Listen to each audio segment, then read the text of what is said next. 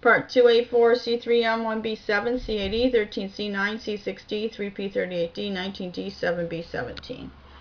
This is line 22f1fa19c3m1b7c8e 13c9c6d3p38d19d7b17 X-ray photoemission Ois Spectra Part 2.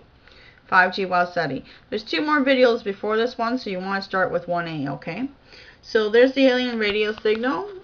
This is from April the 28th, 2013, this particular data, and today's May the 11th.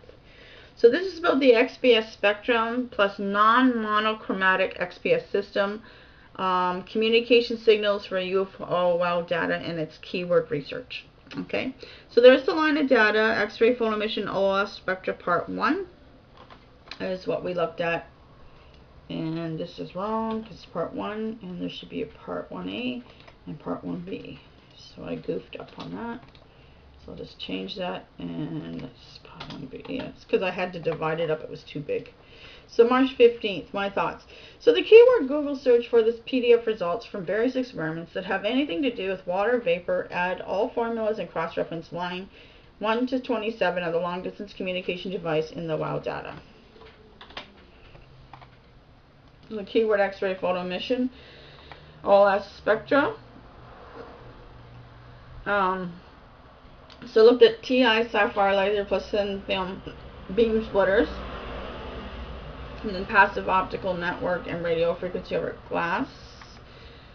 Then I put radio frequency glass with steam and vapor, added water vapor plasma treatment of glass surfaces, which was a couple of videos back, and then the X-ray photoemission Ois Spectra came up. And it's got quite a few videos with it. So it had a lot of data, so I divided them up into little mini videos, just so you're not sitting here for an hour, which I do when I film. Quote Wiki, basic physics of XPS. A typical XPS spectrum is a plot of the number of electrons detected, sometimes per unit time, y-axis ordinate, versus the binding energy of the electrons detected, x-axis abscissa. Each element produces a characteristic set of XPS peaks at characteristic binding energy values that directly identify each element that exists in or on the surface of the material being analyzed. These characteristic peaks correspond to the electron configuration of the electrons within the atoms, e.g. 1s, 2s, 1s, 2s, 2p, 3s, etc. The number of detected electrons in each of the characteristic peaks is directly related to the amount of element within the area volume irradiated. To generate atomic percentage values, each raw XPS signal must be corrected by dividing its signal intensity, number of electrons detected, by a relatively sensitivity factor, RSF, and normalized over all of the elements detected.